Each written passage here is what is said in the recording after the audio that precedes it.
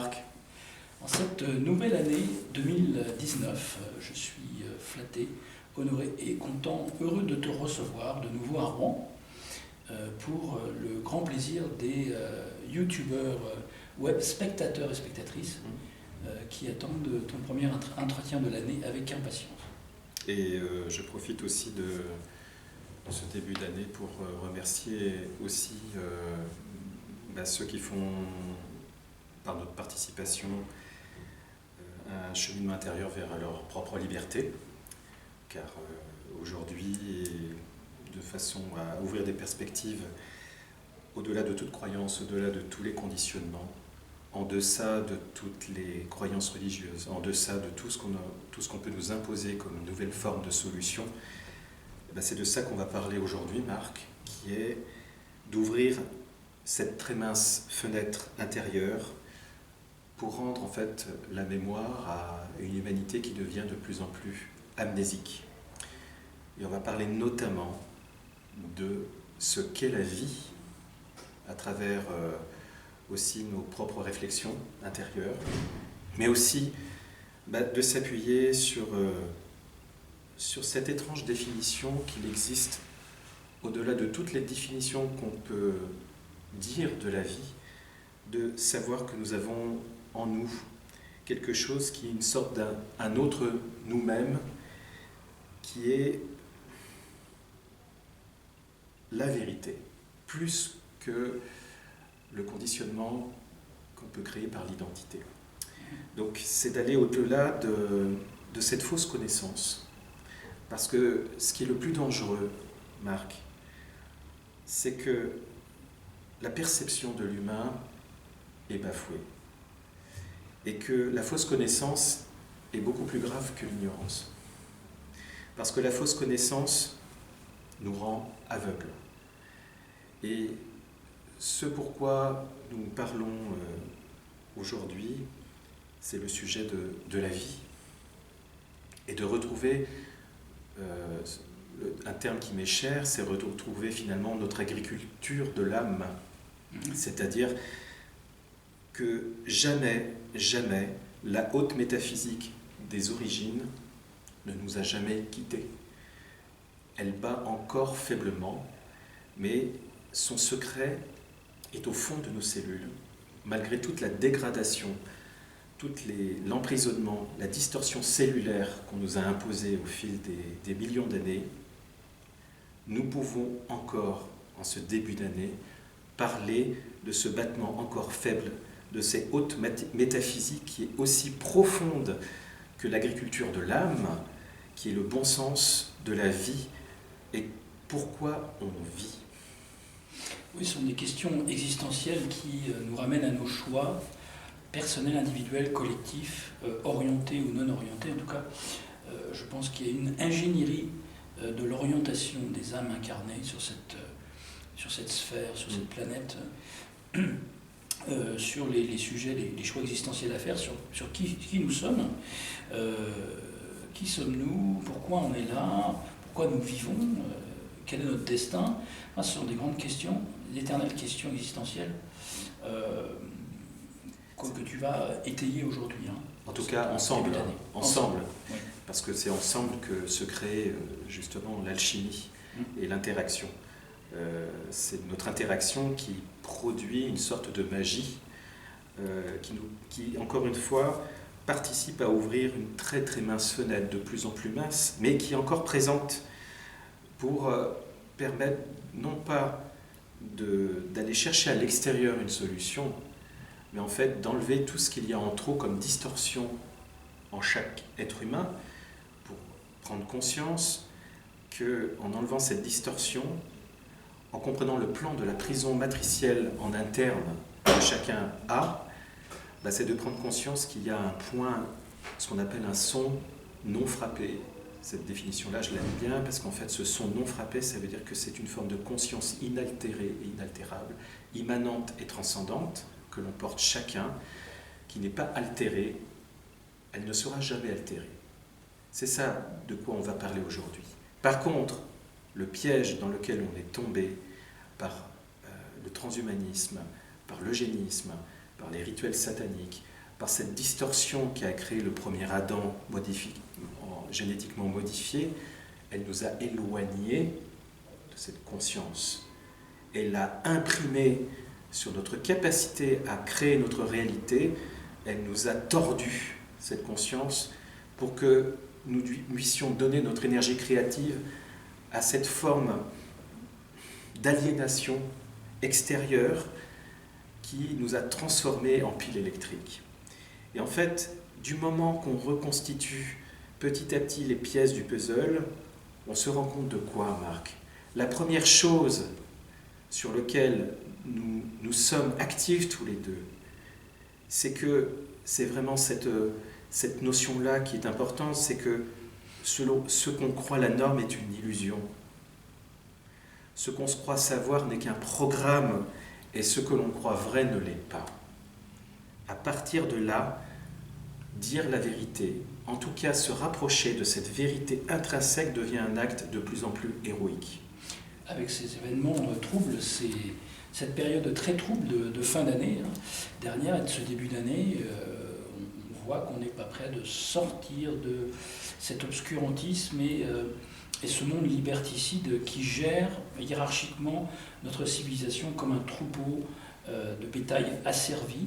En fait, on a plusieurs choix à faire. Je pense que le premier, c'est qu'on peut observer autour de nous, si on a un minimum de recul, et encore, on est même la tête dans le guidon, on arrive à le discerner aujourd'hui, alors qu'il y a des années, on nous traitait de tous les noms d'oiseaux péjoratifs sur ce qu'on pouvait divulguer, sur le transhumanisme, le complot qui n'était qu'une théorie, alors qu'aujourd'hui on s'aperçoit qu'il est tout bonnement occulté, qu'il a toujours existé et régit notre troupeau. Et cette civilisation, c'est la théorie du chaos dans laquelle on est plongé, et donc de la distorsion qui nous porte un grave préjudice, individuellement et collectivement, pour avancer, pour évoluer. On tourne en boucle. En fait, on s'en aperçoit. Et le second choix existentiel, c'est vraiment de reconnaître l'existence de notre âme miroir universelle, comme tu dis, qui est idéale, sacrée, qui est l'être humain dans sa nature profonde, à l'extérieur de ce système clos, ce vase clos de ferme énergétique que représente cette civilisation. Et c'est avant tout montrer que de nous appuyer sur le fait que le jeu est encore ouvert. Quand je dis le jeu est encore ouvert, le jeu J-E-U. Ou le jeu J-E, c'est le sujet d'aujourd'hui, mais le jeu est encore ouvert, même si, Marc, nous sommes témoins de plus en plus d'un aveuglement, même si nous sommes témoins qu'il y a un oubli de plus en plus fort de la perspective suprême de la vie, même si le mot libération, en tout cas, qu'est-ce que ça veut dire libérer? Et qui est libéré? Et de quoi est-on libéré? Est-ce qu'il y a une réponse absolue à tout ça? En tout cas, cette quête essentielle ne fait même plus vibrer des milliards d'êtres humains qu'on conditionne à être dans la survie, par une fausse vision de la vie, une fausse vision de la vie qui fait qu'on confond finalement la confiance c'est le mot conscience, avec l'état habituel qui est un état de sommeil. Et ça, on retrouve une des premières choses fondamentales à bien comprendre. L'homme est coupé dans le temps par la naissance et la mort. L'homme est coupé dans l'espace par la séparation et la distance. Le point commun, c'est que ce système, de plus en plus, renforce notre sommeil et de transformer notre vie en une répétition karmique, amnésique, qui fait que l'homme court toujours après la même carotte à chaque naissance. Et tout au long de sa vie. Les mêmes carottes. Et il en oublie à quel niveau cette conscience intrinsèque qu'il porte. Cette conscience intrinsèque qui fait que si elle disparaît, tout disparaît. Et c'est ça le grand fondement de notre définition de la vie, c'est qu'il y a une perspective suprême qui est la conscience. Si cette conscience disparaît, tout disparaît. Et on enferme l'homme dans une pseudo-conscience qui est falsifiée, où il ne se rend même pas compte que le spectacle se déroule à l'intérieur de lui sur l'écran de sa conscience. On fait croire à l'homme que ce qu'il vit est vraiment authentique, alors qu'il ne devient qu'un programme au fil du temps.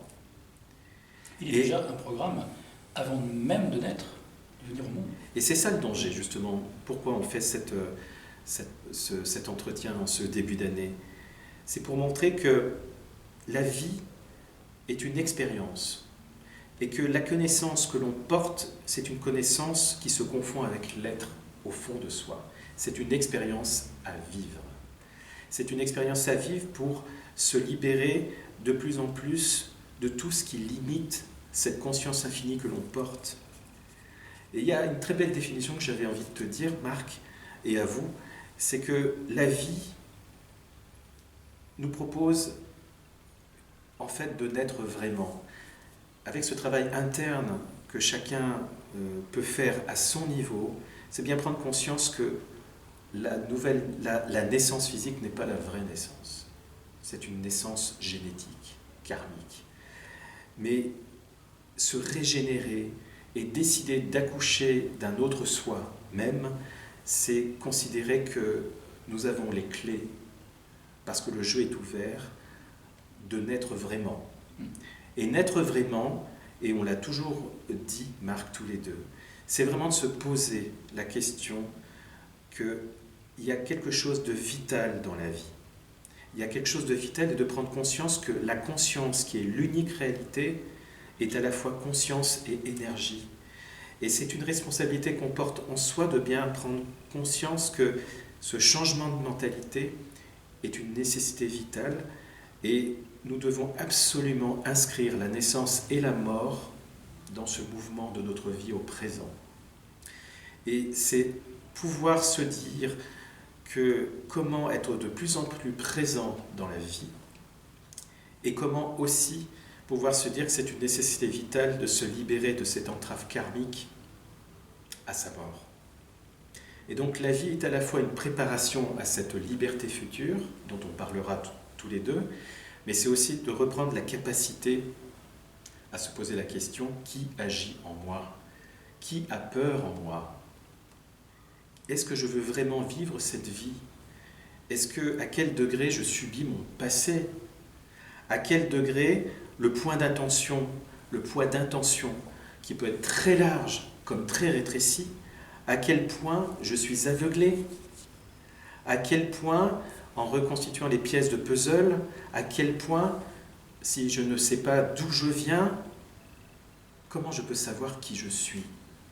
C'est la méconnaissance de la nature de l'âme qui fait que les gens sont uniquement orientés vers la survie animale et physique, qui est la survie d'instinct reptilien, en fait, du cerveau reptilien, de survivre à tout prix, et la vie a un prix. On voit bien qu'on a un indice de la valeur d'un enfant avant qu'il naisse, en tout cas dans les pays occidentaux, dans les pays dits du tiers-monde, c'est beaucoup moins précis, mais dans une société de surconsommation ou de pouvoir d'achat qui n'est que l'objectif de revendication de tous les Occidentaux, semblerait-il, et c'est avec ces carottes-là, après lesquelles l'homme occidental, ou même asiatique, c'est la même chose en Asie, puisque c'est une société de surconsommation également, court après comme un lapin, après ces carottes.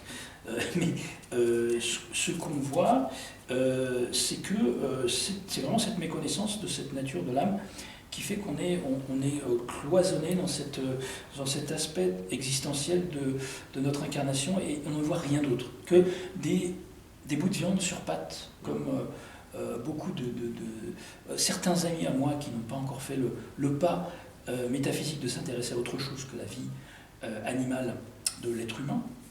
Animal dans le sens péjoratif, pas dans le sens de l'éveil. Les animaux sont aussi éveillés que nous sur le plan en tout cas de l'instinct, même si on leur prête une méconnaissance de la conscience d'être d'eux-mêmes, mais on voit que la solidarité entre animaux est même interraciale sur des espèces qui ne s'entraident pas d'habitude dans la nature arrivent à s'entraider.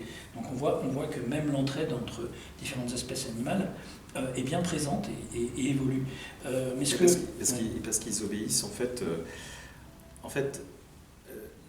on porte la mémoire en fait de toute l'évolution de l'univers. On porte en soi le pire du pire comme le meilleur du meilleur. Et ça se retrouve aussi au niveau cellulaire. En fait, pour pouvoir parler de ce qu'est la vie, il faut comprendre aussi l'histoire de l'humain. Et l'histoire de l'humain, on ne peut pas éviter de ne pas parler de la distorsion qu'il y a eu dans cette phase historique de l'humain, avec le premier Adam modifié génétiquement, qui a des répercussions sur nous actuellement, qui est un verrouillage de notre capacité de nous libérer. Et ça, c'est vraiment, pour moi, très important, car si on parle de ça aujourd'hui, Marc, c'est parce que nous sommes face à un crime contre le soi, à un crime contre la perspective suprême, à un crime de transformer l'homme en machine dégénérante. Et c'est aussi de bien prendre conscience que cette ligne de temps va vers son destin. Elle va vers son destin. Et ce destin est un monde de plus en plus mécanisé, froid, humide. Pourquoi ? Parce que notre ADN qui est un émetteur-récepteur, a une transmission avec une fausse information qui a usurpé l'information d'origine, qui fait que quelque part nous sommes en train d'élaborer l'enfer sur Terre, qui est le monde du bas astral. Mais ça pourrait être très fort et violent ce qu'on dit sur qu'est-ce que la vie. Mais la vie va au-delà de tout ça. La vie va au-delà de cette ligne temporelle.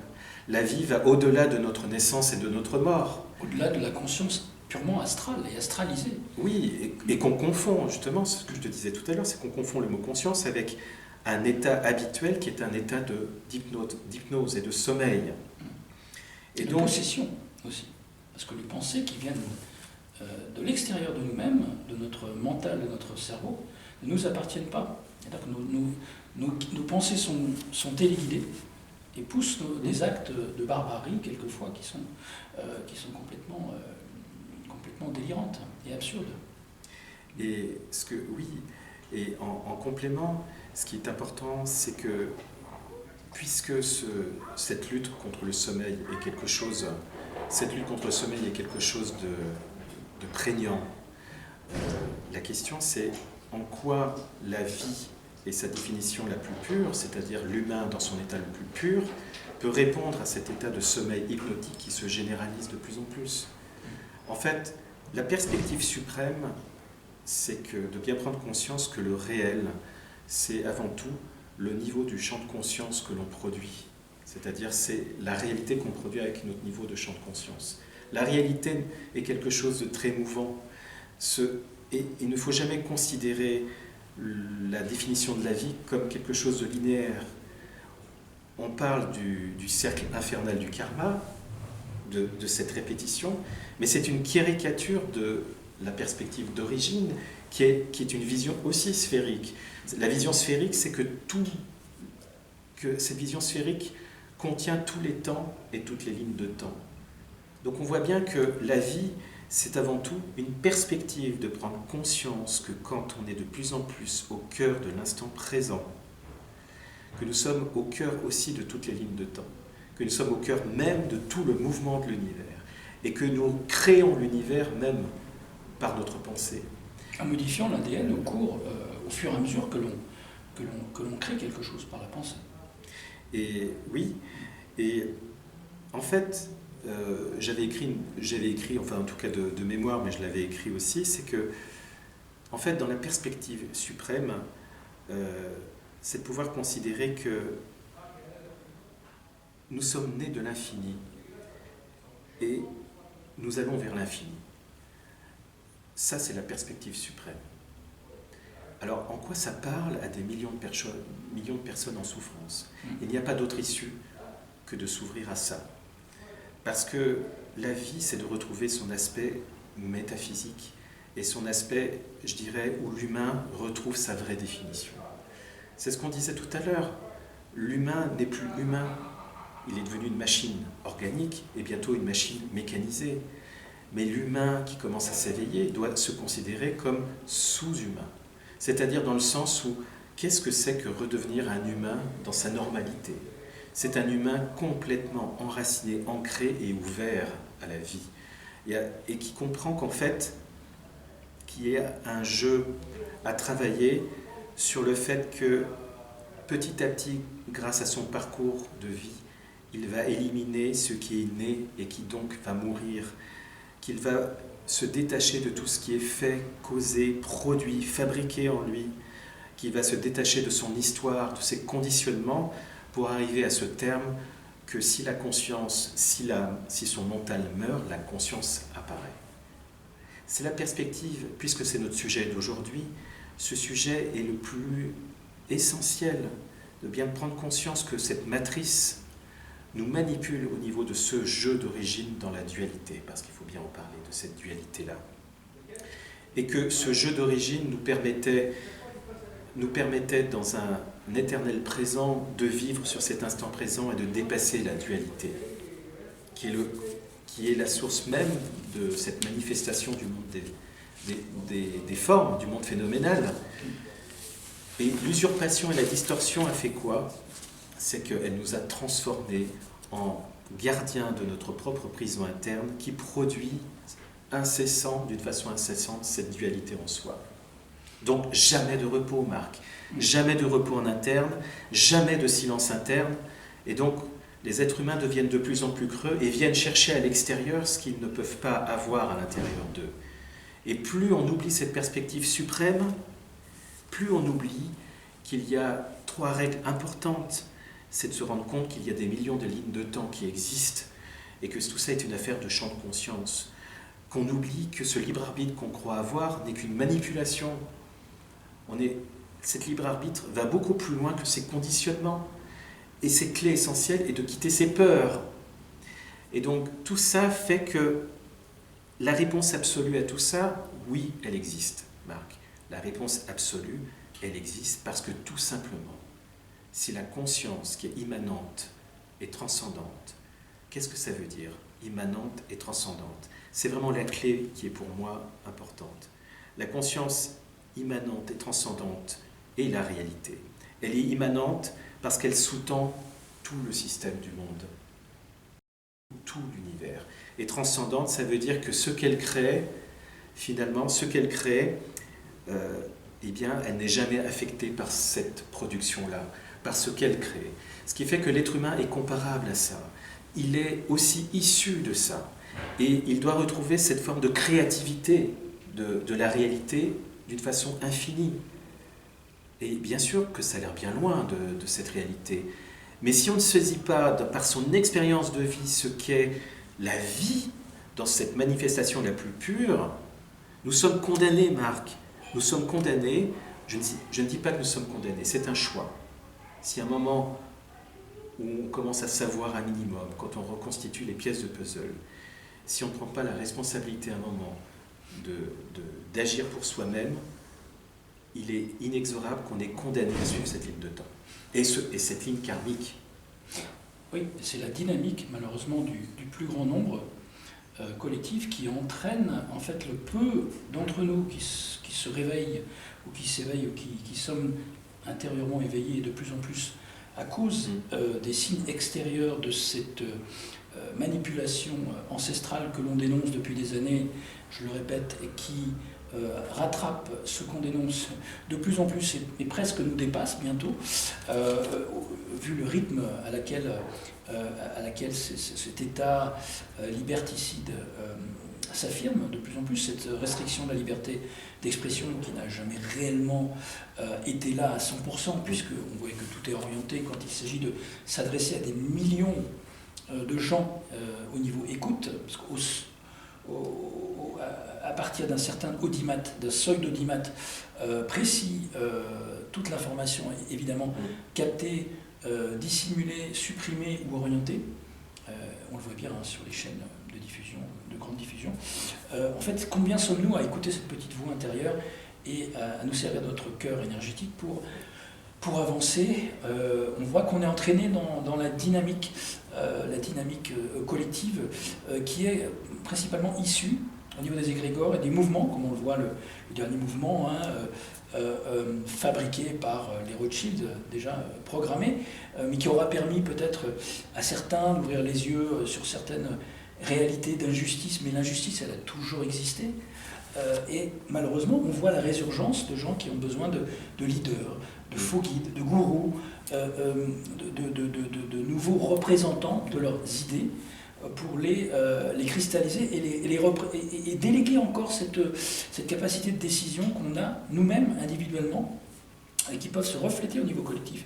Mais ce n'est pas en se raccrochant encore à tous ces faux sauveurs qui nous tendent la main. Moi, je vois la résurgence de tous ces mouvements. Alors, qu'est-ce que je vois sur les réseaux sociaux? C'est la résurgence des royalistes. C'est incroyable qu'ils aient cru à la suppression des cours royales du monde avec la révolution de 1789, totalement fabriquée de toutes pièces par l'oligarchie et les sociétés secrètes de l'époque, alors qu'ils s'entendent à merveille aujourd'hui, on le voit dans toutes les cours européennes, ils s'entendent à merveille avec tous les oligarches qui gèrent cette hiérarchie prédatrice qui gouverne les peuples avec le plus grand mépris. Et en même temps, Marc, ce que tu dis, en fait, c'est la logique même de cette ligne de temps où on est. C'est une réalité. C'est une fumisterie. C'est une fumisterie, mais en même temps une réalité. Et la réalité de la distorsion est une réalité. Sauf qu'à quel champ de conscience, l'être, l'âme, à quel degré nous allons cristalliser notre âme? C'est-à-dire cristalliser notre âme, c'est de arriver à acquérir une autonomie par rapport à ces conditionnements et à cette machine à réagir que l'on est. C'est de trouver cette autonomie, cette cristallisation de l'âme qui seule pourra finalement se coller à la conscience, en tout cas de se libérer de ce qu'il y a en trop, pour choisir une autre ligne de temps. Mais cette ligne de temps, c'est une réalité, c'est la réalité d'un niveau vibratoire. Et cette réalité, c'est quoi? C'est une mécanique de répétition. Une mécanique de répétition qui marche parfaitement bien, puisque cette mécanique de répétition fait croire qu'à chaque fois qu'une nouvelle phase historique se déroule, comme si c'était quelque chose de nouveau, d'incroyablement nouveau. Ce n'est qu'une répétition. Et cette répétition, dans un siècle, suivra une autre répétition. Ce qui est important, c'est de ne pas voir, face à ce rouleau compresseur, ne pas investir toute son énergie, 30 ans, 40 ans de sa vie, à vouloir résoudre. C'est bien de le faire, mais de ne jamais mettre toute son énergie à croire que cette ligne de temps va se modifier. C'est une forme de manipulation aussi des perspectives, c'est qu'on utilise l'énergie positive, entre guillemets, des gens qui veulent sauver, mais c'est une fumisterie. Pourquoi? Parce qu'en fait, tant qu'on n'a pas pris conscience, Marc, qu'il faut arrêter d'être absorbé et confondu avec le spectacle, tant qu'on n'aura pas compris qu'il y a un travail de champ de conscience qui va produire une autre forme de réalité pour soi-même et pour les autres, tant qu'on n'aura pas fait ce pas, on sera mis dans un système cybernétique qui utilisera notre énergie. De faux espoirs. Et donc c'est pour ça que c'est important de reparler, d'être des répétiteurs, Marc. Nous répéterons tout le temps, et il faut sans cesse répéter, parce que ce système, lui, ne cesse de vous répéter toujours les mêmes choses en vous faisant croire que c'est nouveau. Eh bien, utilisons les mêmes outils à notre niveau, de répéter finalement ce qu'est la vie, ce qu'est la connaissance primordiale dans ce système qui répète. C'est une forme de répétition qui contrebalance, en fait, cet état de fascination pour les formes, de fascination pour l'identification à des produits. Et à cette fascination aussi de ce conditionnement de l'humain dans sa culpabilité, sa frustration, etc. En fait, tout ce que l'on peut faire pour participer à ça, c'est de ne jamais oublier que nous sommes à un carrefour, chacun, ce n'est pas notre ligne de temps actuelle qui est un carrefour de l'évolution du genre humain. Mais ce qui est important à comprendre, ce n'est pas ça. Nous ne sommes pas un carrefour de l'évolution du genre humain, comme on tend à le répéter, puisque ça se répète. Mais chaque personne doit prendre conscience que dans sa vie la plus importante qui soit, Chaque personne en tant qu'âme a lui-même un carrefour à prendre dans sa décision. C'est pas cette ligne de temps qui est un carrefour. C'est que chaque être humain qui s'éveille comprend qu'il est lui-même à un carrefour de son évolution à lui pour se libérer de cette ligne de temps. Et ça, c'est vraiment très important, parce qu'en fait, là où on doit participer, où chacun doit participer, c'est de permettre de sortir de plus en plus d'êtres humains de la ferme. Et la ferme, elle existe au niveau physique, mais elle existe au niveau subtil. Et donc, les deux sont imbriqués. Les deux sont imbriqués. Et donc, on parle aussi de la vie, mais on parle aussi de la mort. Les deux sont imbriqués. Et la grande vie dont on parle dans cette définition, dans cette approche, parce que plus on s'approche de la définition de la grande vie, plus on doit faire un silence. Parce que le mental ne sait pas expliquer ça. Il ne sait pas. Parce que la preuve, c'est que quand on demande, même dans les débats, au dîner, au OVNI ou ailleurs, quel est pour vous un idéal? Ils n'en ont aucun. Ils n'ont pas de repère. Il n'y a aucun repère d'un idéal, un idéal de monde idéal, en fait, de statut d'existence qui leur serait parfait. La perfection, pour eux, ils n'arrivent pas à l'appréhender dans leur champ de conscience parce qu'ils n'ont que des exemples, en fait, de... alors, je suis mal placé, moi qui vois le mal partout, pour en parler, mais j'ai quelques conceptions de repères dans mon champ de conscience, d'imaginaire d'un monde idéal où il n'y aurait plus d'injustice et de rivalité. Mais ça, la plupart des gens ne veulent même pas y penser parce qu'ils n'arrivent pas à l'appréhender, en fait. Et en fait, c'est un retournement intérieur, c'est un changement de mécanicité. C'est-à-dire que le changement de mécanicité habituelle de ces automatismes émotionnels, physiques et mentaux qui est alimenté par la distorsion, il provoque le renforcement de la prison interne. Et donc, la seule vision qu'il y a à avoir, c'est une vision en deçà du mental, en deçà de l'ego. C'est une vision absolue. Et du coup, cette vision absolue, elle nous fait peur, mais c'est un pare-feu. L'absolu, c'est la seule chose que ne peut pas maîtriser l'archonte. Parce qu'il est incapable, encore une fois, l'archonte, de créer. Il n'est que là comme un faussaire. Il est là pour falsifier, il est là pour utiliser les noyas de l'être humain. Les noyas, c'est ce que disait l'agnostique, c'est la créativité. Et donc, prendre conscience de ça, c'est de prendre conscience que, en fait, cette perspective suprême de la conscience fait que la réalité de la mort ou de la naissance n'existe plus. C'est bien prendre conscience que cette conscience englobe tout ça. Et du moment que nous commençons à comprendre que le spectacle se déroule à l'intérieur de nous, sur l'écran de notre conscience immanente et transcendante, et que c'est nous qui fabriquons finalement la projection qui nous enferme, tout change, puisqu'il y a une règle absolue de qu'est-ce que la vie. Avant tout, qu'est-ce que la vie? La première chose qui apparaît, c'est l'esprit domine la matière. Quand je dis que l'esprit domine la matière, c'est à la fois tout l'enjeu de notre libération et tout l'enjeu de l'emprisonnement. Parce que la distorsion utilise cette règle aussi. Oui, l'esprit domine la matière, donc on va manipuler l'information d'origine pour manipuler la matière que nous sommes. Et donc, tout est l'art de prendre conscience, de faire une enquête, de ne pas être leurré par ce spectacle dans lequel on est confondu, happé, Marc. En fait, la vie nous permet actuellement à faire en sorte que le spectacle de la matrice perd sa toute puissance. C'est comme quand on se réveille. As-tu remarqué quand on se réveille d'un cauchemar, nous sommes complètement pris dans ce cauchemar. En fait, nous vivons un cauchemar qui dure. Persistant. Voilà. Où les événements dramaturgiques sont théâtralisés, en boucle, scénarisés, et en plus avec des indications parfaitement claires de ce scénario, avec des d'événements qu'on appelle des actes, acte 1, acte 2, acte 3, acte 2. C'est toujours par acte pour bien nous montrer qu'on est dans une pièce de théâtre et dont le scénario devrait dépendre de nous, mais ne dépend pas de nous parce que le scénariste, c'est le démiurge qui sait très bien manipuler la multidimensionnalité dans laquelle on est coupé dans notre conscience à l'intérieur de la prison. C'est ça, oui. Il y a une forme de falsification du jeu d'origine. Et ça, c'est vraiment le plus important à comprendre. Et nous, ce qu'on veut dire, c'est que ce jeu d'origine il bat encore.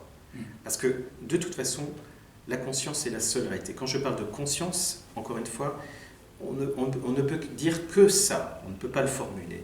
Mais si cette conscience, un peu comme l'exemple que je sais que tu aimes et qu'on échange tous les deux, l'écran de cinéma, la seule réalité, la vie, c'est de prendre conscience que derrière tout ce que vous surimposez sur cette conscience que vous portez en soi, c'est-à-dire d'enlever tout ce qui vous éloigne finalement de cette tranquillité intérieure, de cet apaisement, de cette complétude que vous cherchez tant à l'extérieur mais qui est à l'intérieur de vous, prendre conscience que petit à petit, il faut vous détacher de toutes les formes, vous détacher de toutes les formes de dépendance et d'esclavage, de dépendance, pour prendre conscience que votre réalité, c'est cet écran blanc.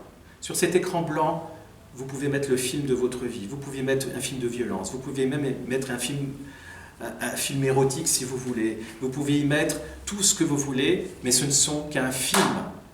Et vous pouvez passer toute votre vie identifié et prisonnier de ce film.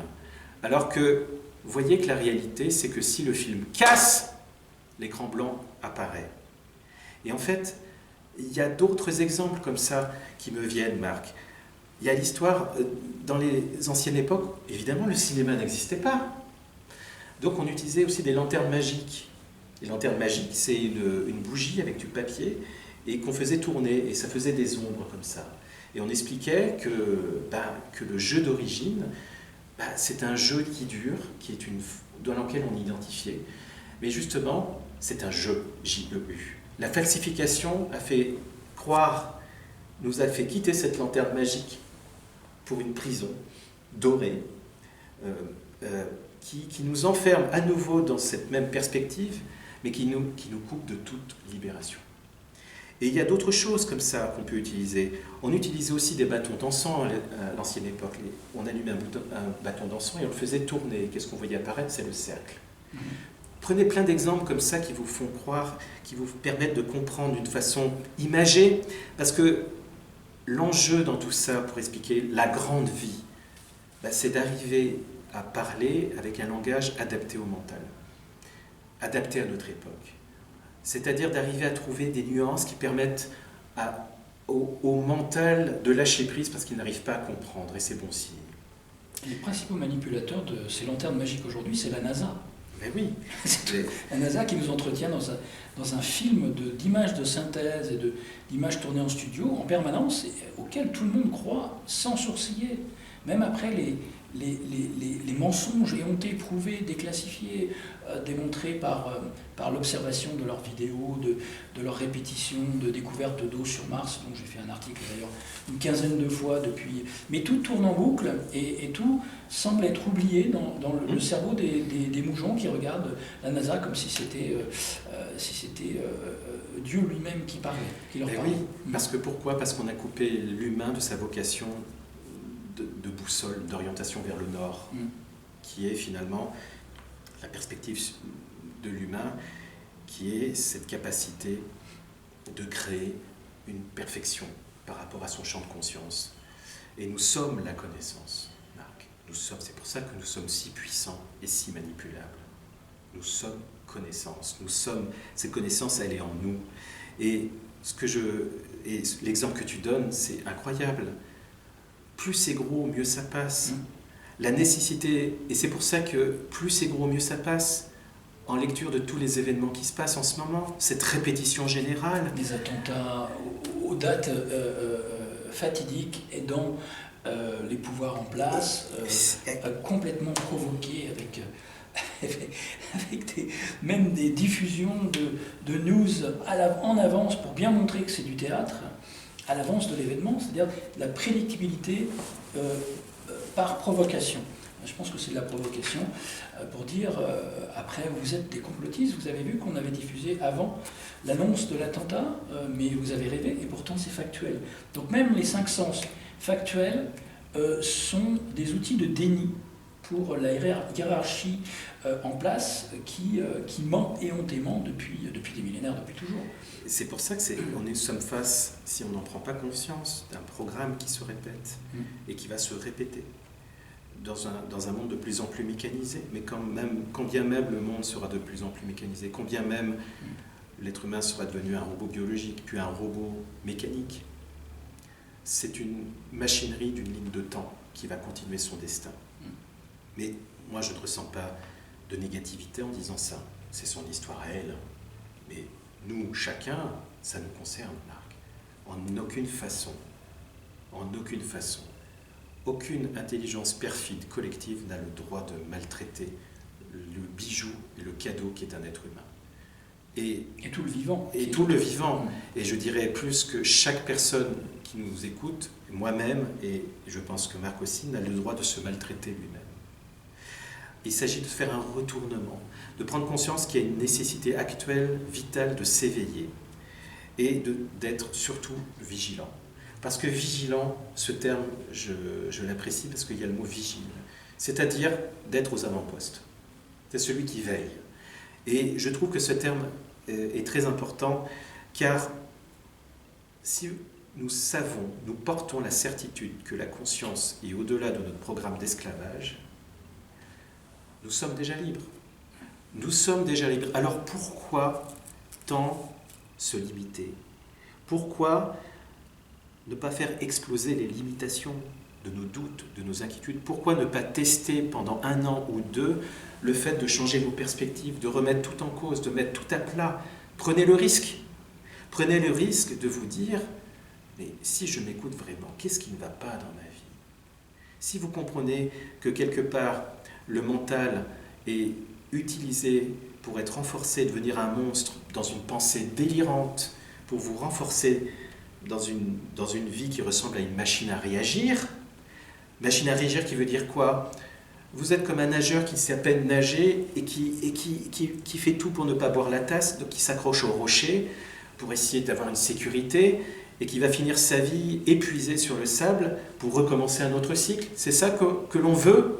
C'est ça la définition de la vie? Est-ce que la vie c'est une usine à merde? Non. La vie est avant tout de prendre conscience que derrière toute cette mise en scène, il reste une dignité en soi qui est la conscience. Et la conscience, c'est ce qui reste quand tout va être oublié. C'est pour ça que c'est important de voir que, à notre échelle, il faut vraiment travailler pour pouvoir libérer cette conscience sur tout ce qui est la culpabilité, tous les conditionnements liés à la culpabilité, liés à la frustration. De faire un travail sur cette lunette déformante que nous a imposée quelque part cette distorsion, ce schisme. Ce sont des lunettes sataniques, des lunettes qui déforment notre vision de la vie, qui déforment notre perception de la vie. Et ça, c'est un crime contre le soi, Marc. Alors bien sûr, ça paraît un peu bizarre de dire ça, mais je trouve que c'est une image forte. Comment on en est arrivé là? Comment l'être humain est arrivé à accepter cette dégénérescence? Comment on est arrivé à obéir aux divisés pour mieux régner? Comment on est arrivé de ne pas être dupe qu'on crée des points de fixation sur un événement pour nous conditionner aux images violentes? Pendant ce temps-là, on fait avancer les choses derrière. Comment on peut être dupe et illusionné? C'est un tour de magie incroyable. Comment on ne peut pas prendre conscience que la vie nous demande 2 choses, de tenir tout à la fois, c'est-à-dire symboliquement de tenir l'horizontale et la verticale, de prendre conscience du monde des formes, des sensations que l'on porte, des émotions, des pensées conditionnées, et de faire naître en soi, dans une forme de verticalité, le témoin de la conscience pour prendre du recul sur soi et de gagner notre liberté. Comment peut-on ne pas prendre conscience qu'il y a aussi à faire silence, Marc? Le silence, le son non frappé, le silence qui est à la base de tous les sons. Comment un être humain peut-il traverser sa vie, des milliards d'êtres humains peuvent traverser la vie, sans avoir fait l'expérience de ce qui le met à la source de la source, c'est-à-dire le silence interne, détaché de toutes les formes, de se concentrer son attention sur sa respiration, de concentrer sa respiration sur un centre à l'intérieur de son organisme, de retirer votre attention de toute cette périphérie qui vous pousse vers l'extérieur, des associations d'idées qui sont conditionnées, qui vous martèlent chaque jour que vous êtes une pauvre merde. Elle est là, la définition de la vie, Marc. Et c'est une lutte perpétuelle contre ce sommeil-là dont on échange aujourd'hui. Bien sûr, ce n'est pas parfait, mais parce que nous sommes, tu es d'accord, nous-mêmes, dans une recherche par rapport à notre propre finitude, par rapport à nos propres inquiétudes. Mais il y a une chose dont je sais, on m'avait posé la question, je sais que je suis en route. Et si je sais que je suis en route, eh bien je vais faire mon possible pour avancer. Qu'importe si il y a du chemin à faire, mais je sais qu'il y a une nécessité vitale de faire le premier pas. Le premier pas, c'est-à-dire de lancer en soi le premier domino. Voilà. Et de bien prendre conscience que, je le redis, qu'il y a en vous un autre vous-même, plus vous-même que vous, dans le sens qu'il y a quelque chose en vous qui est de l'ordre de l'immanence, qui vous connaît beaucoup plus que vous-même. Et en fait, ce système veut vous connaît dans votre partie mécanique, organique, psychique. Vous êtes dans un système qui vous connaît aussi plus vous-même que vous-même. Et c'est pour ça que nous sommes manipulés, Marc. Et en fait, notre grande force, c'est que nous portons un espace en nous qui est avant toutes les connaissances. Nous avons une capacité à lire le soi dans toutes les formes. Nous avons une capacité à lire le soi dans tout ce bazar, cette tragédie d'aliénation qui nous entoure. Si on change son champ de conscience, si on change son point d'attention, si on prend conscience à quel niveau cette conscience est enfermée en nous, si on se pose des questions sur qui souffre en soi, qui veut agir en soi, qui revendique en soi, de prendre conscience, est-ce que je suis libre?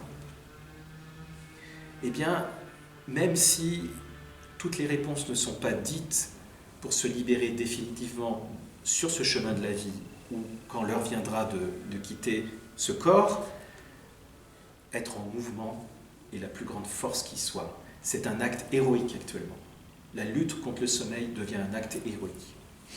Exactement, la lutte contre, le détachement de ces addictions, parce que c'est un système addictif où la même source provoque des causes, donc des problèmes, provoque nos réactions émotionnelles et nos actes, et nous fournit ses propres solutions, qui sont toujours injustes, puisque ça tourne en boucle. Hein, c'est cause, réaction, solution, qui viennent toujours des mêmes sources. Donc je pense que c'est un peu ça qui est notre vision occidentale du destin, tu sais, basée sur le péché, la culpabilité permanente, la méritocratie, on doit passer par là pour expier ses fautes, si vous n'y arrivez pas, vous êtes un feignant, si vous n'êtes pas conforme à la vision qu'on vous a inculquée du système de méritocratie, vous ne méritez pas de vivre. En fait, payer pour vivre, c'est leur principal outil, l'argent. Et j'ai envie de compléter ce que tu dis. Je crois qu'on rentre, on en avait parlé, qu'on est dans un système, on va dire, de double matrice, qui est en fait, ce qui se passe, c'est que cette double matrice est en train de déchirer, basculer ses premiers conditionnements. Parce que là, les gens vont s'affoler. Déjà, les anciennes générations que je peux rencontrer, qui ont quand même vécu des choses, sont complètement affolés parce qu'ils se sont installés dans des habitudes après la guerre, liées justement à ce que tu dis, être un bon chrétien, servir la patrie, reconstruire, etc. Ouais. Qu'est-ce qui se passe en fait? Là, nous sommes en flagrant délit d'un jeu de manipulation et de dupe. En fait, si vous voulez offrir une solution sur votre plateau, il faut à un moment donné déstabiliser. Il faut déstabiliser les croyances et les conditionnements. Donc ce que tu dis, c'est à la fois l'ancien système de la matrice, mais c'est en train de se remettre en cause. Et du coup, il y a une faille qui s'installe, une faille sur laquelle on va proposer ce qu'on appelle un faux sauveur bientôt. Un faux sauveur qui va de nouveau remettre des solutions, de perspectives, une vision, et on va relancer cette spirale, ceci qui va peut-être durer un siècle, Et dans un siècle, ou moins, ou dans 2 siècles, on va recommencer à vouloir couper la tête du roi. Et je parlais de la royauté, mais il n'y a pas que ça. Il y a aussi le système à la Fidel Castro, c'est-à-dire qu'il y a des généraux qui s'insurgent contre les injustices, etc. Mais les généraux vont vouloir bâtir quel type de système? Ils vont nous monter un faux putsch militaire, on va se retrouver dans une autre dictature, au lieu d'être oligarchique, sera officiellement de façade militaire, et donc mieux régie par des militaires qui vont évidemment céder leur pouvoir, déléguer leur pouvoir aux oligarches qui tirent les ficelles, et les archontes au-dessus qui tirent les ficelles du jeu. Mais en fait, ça tourne en boucle. On n'a besoin ni de royauté, ni de militaires, ni de généraux, ni d'un système pyramidal pour décider à notre place. C'est un film, un film sur l'écran blanc de la conscience. Et tant que l'être humain s'identifie à ce film en construisant lui-même sa propre histoire avec ce film, on est sur 2 films en surimpression sur l'écran blanc. Où est la liberté? Où est la liberté? Et alors que la bonne nouvelle, Marc, même si, encore une fois, ce battement du cœur est faible, c'est qu'au-delà du par-delà et au fond du fond de nous-mêmes, est une des clés essentielles qui est se révéler à la conscience. Et se révéler à la conscience, c'est de ne pas chercher ce que l'on n'a plus actuellement. Ce qu'on a moins, c'est d'enlever ce qu'il y a en trop. Et enlever ce qu'il y a en trop, c'est tous ces films qu'on vous a mis en surimpression sur votre liberté. Vous n'avez pas besoin de courir, vous n'avez pas besoin de vous angoisser sur ce qui vous manque, puisque nous avons tout en sous, nous avons tout en nous. Et encore une fois, c'est un carrefour pour chacun d'entre nous actuellement. C'est un carrefour pour chacun d'entre nous. À chaque instant, 2 chemins s'ouvrent. Est-ce qu'on profite de cet instant de déstabilisation pour essayer de se libérer, de créer une autonomie, d'être beaucoup plus, beaucoup plus libre, moins emprisonné, moins conditionné? Ce n'est pas la libération encore, mais le premier pas est important. C'est comme un programme informatique. Eh bien, décidez de mettre un autre programme jusqu'à temps que vous n'ayez plus besoin de ces programmes, jusqu'à temps que vous soyez libre. Et ça, c'est très important parce que dans cette histoire actuellement, sur cette ligne de temps, il faut en fait prendre le défi par l'audace de rééquilibrer les règles du jeu. Rééquilibrer les règles du jeu, c'est recréer les conditions pour revivre cet au-delà au fond de nous-mêmes. Et de recréer ce niveau vibratoire, de recréer une base cognitive, de recréer une solidité au niveau de son ancrage, de bien comprendre la mécanique de l'inconscient, de bien prendre conscience de la mécanique du mental et de son délire au niveau de sa pensée, de bien prendre conscience combien votre passé vous emprisonne, combien ce passé est le passé même de l'humanité qui veut vous embrigader dans un karma répétitif, de bien prendre conscience que sans effort, à un moment donné, vous n'aboutirez à rien. Créer un petit effort supplémentaire par l'amour de la vie, par l'amour de la perspective suprême. Et cet effort doit être accompagné par une joie de pouvoir vous créer des moments de bonheur non dépendants vous-même. Vous n'avez pas besoin, nous n'avons pas besoin, Marc, du passé pour être libre. On nous fait croire que par le passé, nous devons nous construire pour essayer d'atteindre par réaction quelque chose. En fait, ça c'est un conditionnement. Et on n'a pas besoin... Il faut bien prendre conscience que le passé est une prison sur laquelle on peut se libérer. Une fois qu'on a compris qu'on s'est libéré du passé, nous sommes un être entier. Nous n'avons pas besoin du passé, nous n'avons pas besoin de nos conditionnements, nous n'avons pas besoin de tout ce qui nous entoure et qui nous pousse pour être complet à avoir toujours plus, par la comparaison, le jugement, l'imitation, de la loi du plus fort, de la loi du cerveau reptilien. Nous n'avons pas besoin de tout ça pour être complet. C'est de retrouver, j'allais dire, le mot est un peu fort, mais c'est de bien conscience que, à défaut de choisir d'être dans une tragédie en tant qu'esclave, dégénéré, je préfère choisir la perspective suprême, même si je pars de très loin. Parce que l'essentiel, c'est de pouvoir avancer dans ce degré de fréquence vibratoire qui est important. Parce que ce degré de fréquence vibratoire sur lequel nous allons conscientiser les choses, c'est très important parce que nos cellules vont s'imprégner de cette fréquence vibratoire. Ça sera très important quand viendra l'heure de notre libération de ce corps. Et ce degré de fréquence vibratoire au niveau de nos cellules, eh bien, elle est aussi importante de pouvoir prendre tout ce que vous pouvez prendre, non pas dans une forme d'égoïsme, mais dans une forme cosmocentrique, de pouvoir goûter de plus en plus les joies de la vie. Les joies de la vie, vous n'avez pas besoin de grand-chose pour vous sentir juste en vie. Le simple fait d'être vivant et d'être conscient d'être vivant suffit pour se sentir dans une forme de plénitude, Marc. Il n'y a pas besoin. Non pas cette dictature du bonheur politiquement correct ou issu d'une ingénierie sociale de masse avec des rituels festifs, à des moments précis, avec tant de tels cadeaux, tel bonheur fabriqué en fait, socialement, qui sont complètement... Et à quel moment il faut rire avec tu sais, des enregistrements de rire derrière comme certains comiques. Tout ça c'est de l'ingénierie psychique et physique. On a besoin d'aucun dictateur du bonheur. On le trouve en soi-même, même de ce côté-ci du miroir qui est relatif par rapport à l'autre côté qui est absolu. C'est une décision à un moment de prendre. C'est qu'est-ce que je décide ? Qu'est-ce que je décide dans ma position sur cette espèce d'échiquier de prédation ? Parce que nous sommes sur un échiquier à plusieurs niveaux de prédation, c'est-à-dire manger, être mangé. On nous a appris à ça. On nous a appris que la vie, c'est soit manger ou être mangé. Mais non, la vie dans la perspective suprême, c'est d'être complet en soi, de faire un jeu dans la dualité pour retrouver la conscience d'origine. C'est aussi simple que ça, j'allais dire. Pourtant très compliqué à vivre, mais c'est un jeu, puisque nous sommes dans un délire. Nous sommes dans un délire. De prendre conscience de ça, c'est de pouvoir s'ouvrir à se dire, mais qu'est-ce que je fais ? Où j'en suis ? Qu'est-ce qui se passe ? Réveillez-vous, réveille-toi, réveille-toi. Il y en a qui ont encore cet espoir de faire descendre l'esprit dans la matière. Et donc la perspective de libération en attendant la mort est bien trop obscur, négatif et lointain. C'est une croyance, puisque la mort n'est pas quelque chose de négatif. La mort fait partie de la grande dualité. On confond la vie, on oppose la vie à la mort. C'est la naissance qui est opposée à la mort dans une polarité.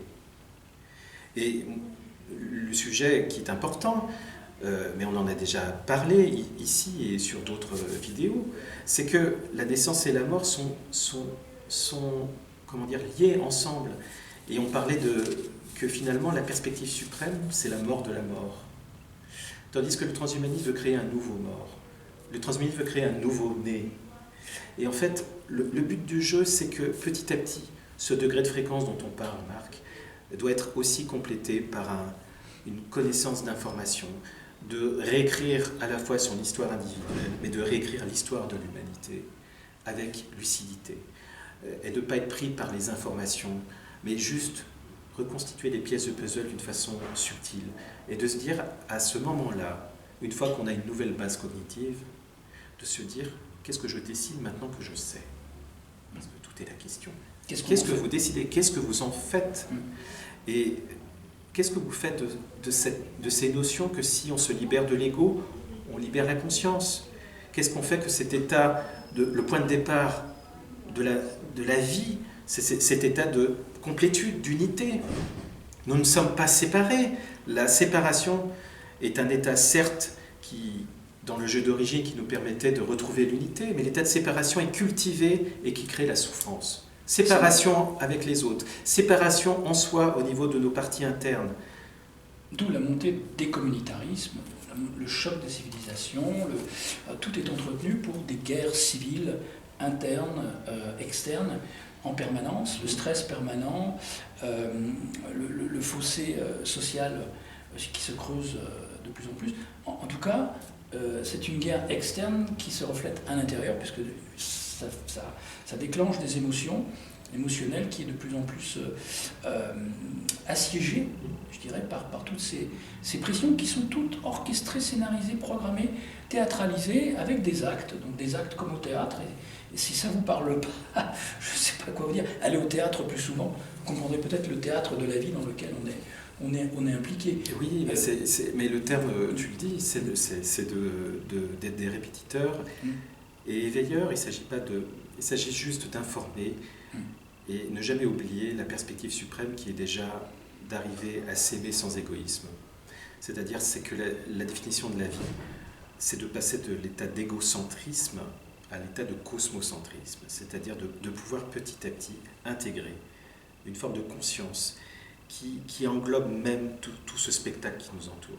C'est de ne plus subir la matrice, mais de faire de cette matrice, d'utiliser cette matrice pour mieux accélérer un processus de libération. On dit souvent qu'il ne faut jamais être victime des situations.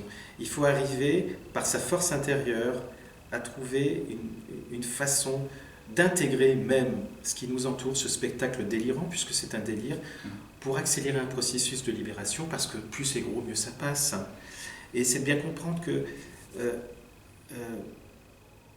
nous portons en soi chacun un espace dont je dis souvent qu'il est un espace spirituel préterrestre. Ça veut dire que c'est quelque chose qui est l'ordre, qui est finalement chaque être humain, en faisant un travail de désidentification, de déhypnotisation, de défascination, peut comprendre qu'en fait il porte, comme le microcosme à l'échelle du macrocosme, il porte en lui le noyau même du principe de créativité de tout le monde, de tout l'univers, qu'il est en lien direct avec ça. C'est pour ça que quelque part on utilise tellement l'humain comme un élevage, parce qu'en fait l'être humain est tellement puissant qu'il doit bien prendre conscience que nos bourreaux sont des êtres petits, malfaisants, malveillants. Ils sont tellement en manque de confiance qu'ils utilisent notre force de créativité. Parasite interdimensionnel. C'est un parasitage, le parasitage de notre ADN karmique, animique et de cette puissance divine que l'on a rattachée au tout, mais qui est déformée. Cette âme est déformée de ce côté-ci du miroir. Notre âme miroir est complètement déformée de ce côté-ci. Et on vit dans l'injustice, la séparation, le déni, la mauvaise foi permanente et la manipulation permanente. Si vous ne vous êtes pas encore aperçu de tout ça, c'est que soit vous avez la tête dans le sable, vous ne vivez pas les deux pieds sur terre, ou vous faites partie de leur jeu, et vous êtes des agents de cette équipe au service des archontes, qui sont là pour entraîner cette dynamique vers le bas. C'est une question de dignité. Et je dirais que aujourd'hui, en tout cas, l'échange qu'on peut avoir, est surtout pour ceux qui s'éveillent, qui prennent conscience, mais qui n'ont pas les outils et les moyens pour se dire « et maintenant je fais quoi ?» Et en fait, tout ce qu'on peut échanger, c'est de pouvoir vous dire que déjà, faites en sorte de créer une autonomie en vous. L'autonomie, c'est de faire une enquête sur vous-même, de prendre en flagrant délit de mensonge votre être intérieur qui est finalement emprisonné par une dualité d'un délire de votre pensée. Et par déjà un travail de silence intérieur, de remise en cause de vos conditionnements, de prendre du recul sur la fascination qu'il y a pour le spectacle qui vous entoure, de prendre en conscience qu'il y a autre chose qui vous connaît mieux que vous-même, qui est ce centre en vous. C'est ce centre qui va petit à petit vous permettre de prendre confiance et de changer surtout votre perception des choses. Parce que on ne crée pas le problème, on ne résout pas une problématique individuelle ou collective avec le même niveau de conscience qui a créé le problème. On ne répond pas aux provocations externes. C'est une règle. Vous ne résoudrez pas votre souffrance interne par le même niveau de conscience que vous avez créé la souffrance, puisqu'elle a été produite et conditionnée. Donc la vie vous propose dans cette période-là un nouveau champ de perception. Ce champ de perception n'est pas nouveau. Ce champ de perception, il existait avant votre naissance et il existera après votre mort. Ce champ de perception englobe tout, naissance et mort. Il englobe même la distorsion et le schisme. Vous êtes beaucoup plus fort que toutes vos limites. Vous êtes beaucoup plus fort que la fascination de ce monde qui vous impose un plan de conscience de la limite, de la mesure, de la dualité, de l'enfermement dans ce temps et l'espace, qui vous enferme à votre prison interne. Nous sommes capables de nous situer à un autre niveau du soi. Nous sommes capables de nous situer à un autre niveau du soi. Pourquoi? Parce qu'il faut bien prendre conscience de cette fausse connaissance qui est pour moi beaucoup plus grave que l'ignorance. Parce que cette fausse connaissance entretient l'ignorance. Et d'où la recrudescence, résurgence un monceau de fake news, de faux lanceurs d'alerte sur YouTube, missionnés par justement les agents de cette matrice pour entretenir la fausse connaissance. Oui. Et aussi la disparition de milliers de chaînes YouTube, de comptes Facebook et autres, pour justement supprimer les dérangeants, les dissidents.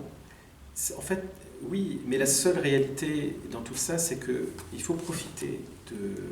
Je crois qu'il y a ce que j'appelle un point d'émergence. Le point d'émergence, c'est que des millions de personnes sont dans un tel état, à la fois voulu par la matrice pour déséquilibrer le système, et à la fois par des personnes qui souffrent trop. Et donc, il y a quelque chose qui est une perspective à prendre là.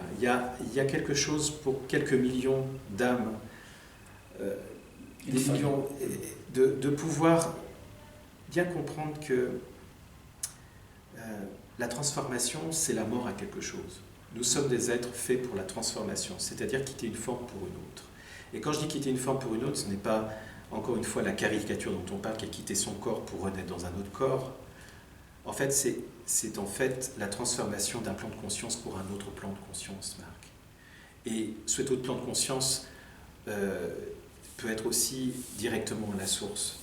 C'est de ça que l'être humain est capable. Et je crois que chaque être humain doit prendre vraiment conscience que c'est une nécessité encore vitale de pouvoir se poser toutes ces questions. Et il y a une fissure sur laquelle nous devons nous inscrire. Le temps que cette fissure se renferme définitivement. Et donc, tout ce qu'on peut dire aujourd'hui, c'est qu'on ne peut pas comprendre au-delà de ce qu'on est. Le système fait qu'il nous enferme dans un niveau de pensée et d'enfermement psychique qui fait que des millions de personnes ne peuvent pas comprendre au-delà de ce qu'ils sont. C'est pour ça qu'elle piège. Et qu'est-ce que la vie? La vie, dans sa définition la plus haute, métaphysique, je dirais, plutôt que spirituelle, métaphysique, elle nous permet de changer, de prendre conscience qu'on peut modifier cette perception. Et cette perception, c'est vraiment la clé de notre liberté. Et plus vous allez changer votre perception, plus vous allez intégrer la naissance et la mort dans ce champ de conscience. Et que la mort va devenir finalement juste un passage pour accéder à un autre plan de conscience. Et non pas une fascination pour recommencer autre chose liée et conditionnée par les frustrations, par la culpabilité, etc. Déconstruire. Et se libérer d'une addiction, c'est une petite mort. Donc, dans notre vie, il y a plein de petites morts. C'est plein de petites morts qui font que justement, il faut quitter cette dégénérescence pour cette régénérescence, cette régénération. Et en effet, ça doit devenir insupportable à notre époque que l'être humain accepte d'avoir une perception brisée et déformée à ce point. C'est surtout le côté insupportable, le manque de dignité de notre enfermement individuel et collectif qui va nous réveiller, Marc. Qui ne va pas nous réveiller dans cette ligne temporelle. Qu'est-ce que l'humain, qu'est-ce que la vie de l'humain par rapport à ce rouleau compresseur de la matrice? Nous sommes une étincelle. Par contre, si vous comprenez que l'étincelle que vous êtes, que nous sommes, possède la capacité à se libérer de toutes les formes et de ne pas avoir peur finalement d'être la conscience parce que nous sommes la connaissance. Et ça veut dire que quelque part, il n'y a pas à avoir peur du vide parce que le vide est imparfait. Le saut dans le vide, c'est une expression pour dire soyez la conscience. Cette conscience seule n'est pas altérée par tout ce spectacle qui vous entoure. Et réfléchissez bien à cette notion de qu'est-ce que le mental, qu'est-ce que la relation entre l'emprisonnement de votre corps et du psychisme. Regardez bien à quel point vous êtes enfermé dans ce corps, d'être identifié à ce corps, à votre nom et à votre forme. Regardez comment le système vous enferme dans ce corps. Posez-vous la question, qu'est-ce que la vie? Qu'est-ce que la vie? Est-ce que la vie est juste une répétition de ça, une répétition de ce qu'on m'a conditionné? Qu'est-ce que je veux dans ma liberté intrinsèque? Qu'est-ce que vous êtes à l'état pur? Vous n'avez pas besoin, encore une fois, du passé. Le passé est juste là pour vous faire comprendre la prison dans laquelle vous êtes. Une fois que vous avez compris, qu'est-ce que vous décidez avec audace? Est-ce que vous voulez rester chenille toute votre vie? Est-ce que vous voulez devenir une chenille mécanisée toute votre vie? Est-ce que la vocation de la chenille n'est pas de devenir un papillon? Est-ce que, quelque part, l'être humain va se satisfaire, et oui, va se satisfaire dans cette ligne temporelle, de devenir une super chenille mécanisée? Mais est-ce que c'est ça notre destin? Avec des objectifs qu'on lui a programmés, assignés d'avance. Et la vie n'est pas qu'un terrain d'expérimentation, d'objectifs.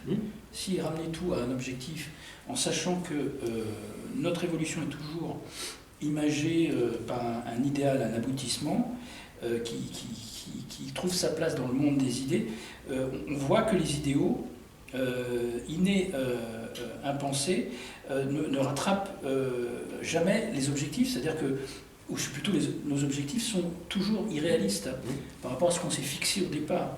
Donc ce perfectionnement tant attendu, cet aboutissement, cet idéal qui fait que l'humain est en train de s'auto-évaluer en chemin de façon continue et perpétuelle et source de stress permanent. Et oui, parce que conditionné, encore une fois. Et en fait, il faut bien comprendre que les mots sont imparfaits. En fait, ce qu'on échange aujourd'hui, c'est une façon de tendre un doigt. En fait, c'est de montrer la perspective suprême. On ne peut pas expliquer la perspective suprême en tant que telle, mais en fait, on ne peut qu'indiquer le chemin. C'est à chacun après de comprendre comment il peut avancer. Et que personne ne me dise qu'il n'y a pas d'outils ni de moyens. Si, ils existent. Il y a cette capacité à pouvoir prendre du recul sur les choses, de faire en sorte de changer votre manière de respirer, de changer des conditionnements qui vous enferment, de réfléchir sur la notion de vie et de mort, de prendre conscience comment le monde s'est construit et vous a conditionné, comment ce monde cyclique a enfermé votre âme. Parce qu'en fait, si la vie, il y avait une définition encore à rajouter, Marc, en fait, pour moi, la vie, c'est d'arriver à cristalliser son âme. Parce qu'en fait, la cristallisation de l'âme, dans sa perspective, dans ma vision, l'âme, c'est le lien qu'il y a entre le corps physique et le soi profond. L'âme, c'est cette espèce de phénomène incessant de fluctuations d'émotions et de pensées qui sont manipulées, conditionnées, etc. En fait, l'âme, pour moi, n'existe vraiment. C'est un simple mot, l'âme. Mais la cristallisation, c'est de créer un centre autonome en soi, qui est en deçà de tous les conditionnements, qui est en deçà de toutes les perspectives de salut qu'on vous propose. C'est de créer une autonomie en vous, une autonomie à la fois émotionnelle, physique et mentale qui se rencontrent et créent une autonomie. Et c'est ce qu'on appelle l'arbre de vie, Marc. L'arbre de vie, c'est de créer en vous, ailleurs que dans votre passé, dans votre champ du passé, dans votre configuration mentale, c'est de purifier cet outil d'origine qui est le mental, utilisé pour vivre la dualité, c'est de le purifier de toute la déformation de la matrice. Et ça, c'est très important parce que vous allez vous rendre compte qu'en faisant ça, vous allez vous rendre compte que, quelque part, c'est comme la vague et la mer. Vous allez quitter le statut de vague et comprendre que, quelque part, toutes les vagues sont liées à la mer. Que chaque vague est constituée de millions de gouttes d'eau. Qu'il y a un rapport à l'unité, un rapport d'unité vivant que l'on porte en soi. Et que vous allez comprendre un peu comme l'image de certains touristes qui confondent une corde avec un serpent. C'est-à-dire que tant que vous êtes emprisonné dans ce délire de la matrice, vous allez confondre une corde que vous avez à 100 mètres pour un serpent.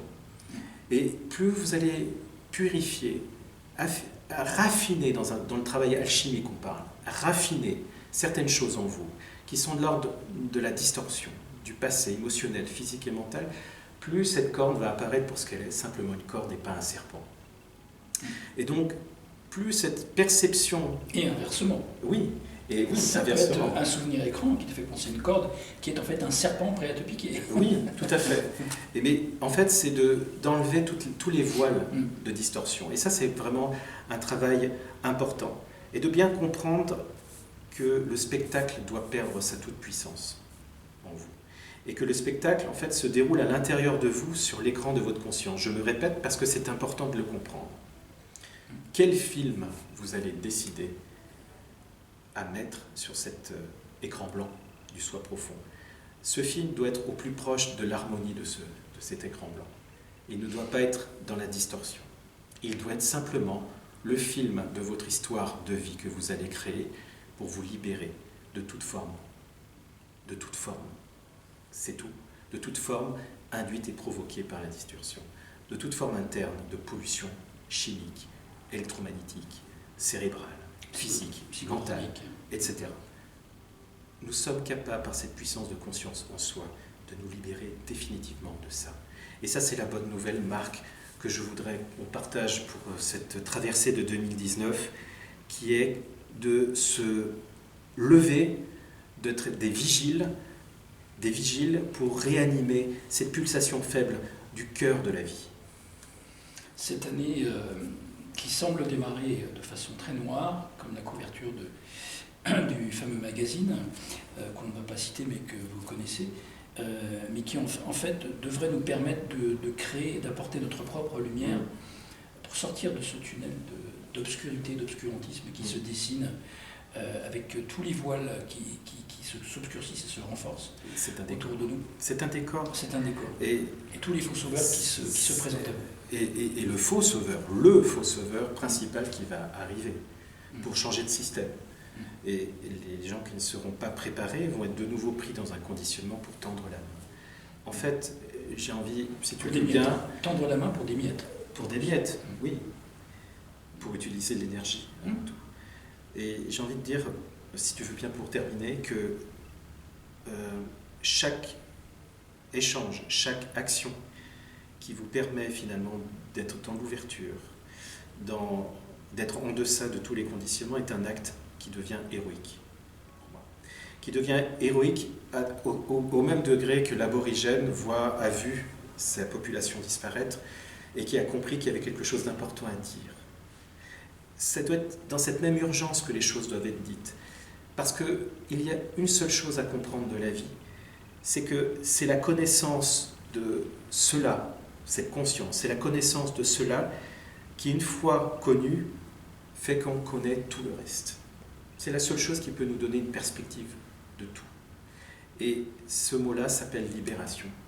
Et je vous le souhaite, et je nous le souhaite à Marc et à moi, je nous le souhaite ensemble, à bien comprendre que cette conscience est seule la connaissance qu'on est.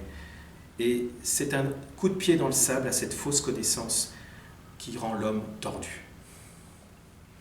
Effectivement, merci beaucoup David, et on espère qu'on trouvera un sens à cette expérimentation humaine à laquelle on participe individuellement et collectivement, et qu'elle permettra de trouver un idéal et à cet idéal de devenir une réalité. Et n'oublions pas, Marc, Don Quichotte tout seul ne fait pas grand-chose, mais Don Quichotte avec une petite armée, c'est déjà quelque chose pour le changement de conscience collective. Bravo, et adieu les moulins à vent. Nous, on va de l'avant. Bonne année à tous et à toutes. Et à très bientôt. Au revoir et merci. Ciao, ciao.